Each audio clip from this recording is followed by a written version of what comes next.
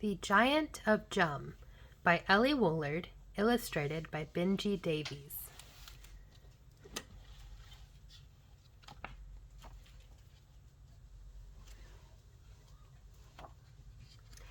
The Giant of Jum was a grumpy old grouch who was constantly grizzling and grumbling. And when he was hungry, he'd slobber and slouch and say, "Oh, how my tummy is rumbling." "Fee," he said, and "Fie," he said, and "Foh," he said, and "Fum." How I pine, how I wish for a child on a dish. Little children are yummy, yum, yum. And he thought of a tale that his brother had told of a beanstalk and a boy known as Jack. He'd be nice, thought the giant, if eaten quite cold with a side dish of beans for a snack. He strode through the land with such thunderous stomps that the trees started shaking and swaying. Through fields and forests, through rivers and swamps, and to gardens where children were playing. "Fum," he said, and "Foh," he said, and "Fie," he said, and "Fee." Children, I feel, make a fabulous meal. I will gobble you up with my tea. But the children said, "What a magnificent man! You're so marvelously magic and tall." And they said, "Will you help us? We're sure that you can. Oh, please, will you fetch us our ball?" The giant said, "Well, I suppose it won't hurt, but soon, have no fear, I'll be back. You'd be scrumptious if eaten with cream for dessert, just as soon as I've gobbled that Jack." "Foh," he said, and "Fum," he said, and "Fee," he said, and "Fie." Children taste nice, mixed with pasta or rice, and they're perfect when popped in a pie. Ooh.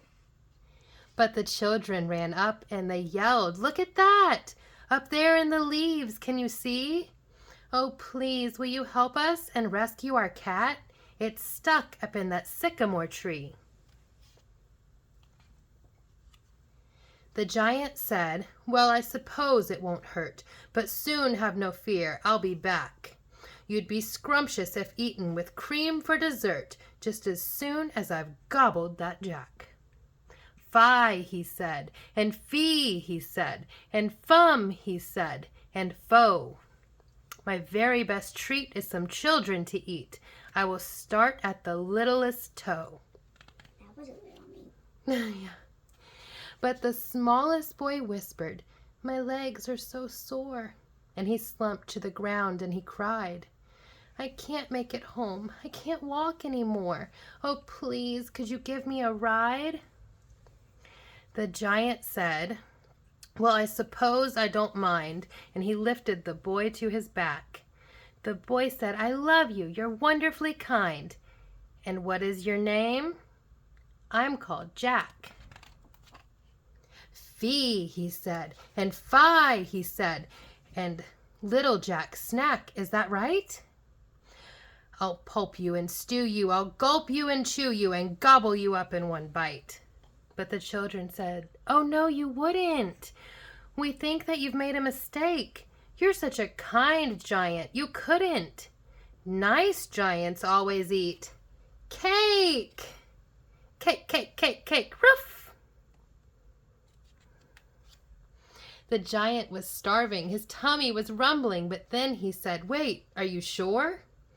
I'm grizzly and grumpy and grouchy and grumbly. I've not been called kindly before." "You rescued a cat from a tree," shouted Jack, "and you fetched us our ball. You're so nice. You gave me a ride through the streets on your back, so we've made this for you. Have a slice." "Ho," he said, and "Hum," he said, and "Ha," he said, and "He."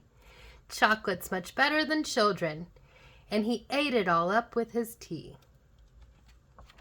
The end. Yay.